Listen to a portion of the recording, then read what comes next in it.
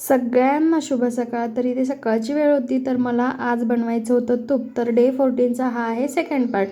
आणि चला तर आता म्हटलं तूप बनवून घ्यावं, जसं की घरातलं तूप देखील संपलं होतं. आणि मी कधीच विकत तूप आणत नाही, म्हणजे आतापर्यंत तर आणलं नाही, लग्नाला 10 वर्ष झाले. तर आम्ही असं घरीच बनवतो. 1 लिटर दूध असतं म्हणून आपलं साई निघते दररोजच्या दररोज. तर हे 12 ते 13 दिवसाची साई असेल. तर हे जे पातेलं दिसतंय तुम्हाला बाजूचं स्टीलचं, तेवढं पातेलं भरलं का मी बनवतच असते. आणि यावेळेस काही माहिती, लोण्याचा गोळा इतका मस्त झालता ना, आणि एवढी थंडी असताना सुद्धा लोणी खूप छान निघालं होतं. तर इथे पाहू शकता तुम्ही किती मस्त गोळा तयार झालेला आहे.